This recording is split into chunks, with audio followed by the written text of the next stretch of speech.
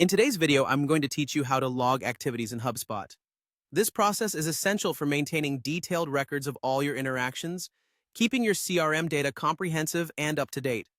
Let's dive into the step-by-step process, ensuring that each part is clear and easy to follow. First, head to your HubSpot CRM and find the specific record you wish to update. This could be a contact, company, deal, ticket, anything you're working on. Once there, simply click on the record's name to open its details page. Think of this as opening a folder of all your interactions and information related to that particular record. Now that you're on the details page, you'll need to locate the activity feed or timeline. This is your chronological goldmine of past interactions, kind of like an interaction diary. You'll see everything logged there, from calls to meetings, allowing you to keep track of how your relationship with the client or company is evolving over time. The next step is choosing the right activity type to log.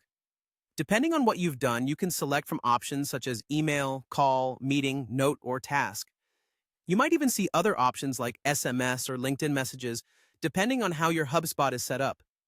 For example, if you made a phone call, you would choose Call to log details about that interaction. Once you've chosen your activity type, it's time to input the specifics. Click the icon or link for your chosen activity and then fill in the required fields. Let's say you're logging a call. You'll want to include the subject, maybe some notes about the conversation, and the outcome, like whether you connected or left a voicemail. After you've entered all the information, remember to click Save or Send. This will officially log the activity, making it visible in the activity feed.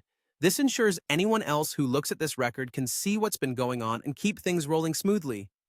Sometimes your interactions happen outside HubSpot, like a spontaneous phone call or an email exchange using a different client.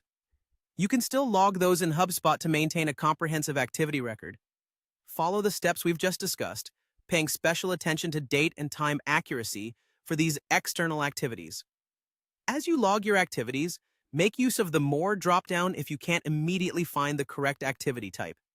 It might reveal additional options you didn't know were available, and try to associate your activities with other related records, such as linking a contact to a deal for better tracking.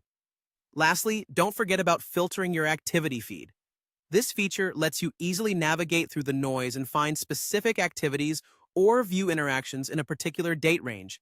It's all about finding what you need when you need it. By following these steps and tips, you can ensure that your HubSpot records are detailed, organized, and truly reflective of your interactions. This not only helps you, but your entire team stay on the same page.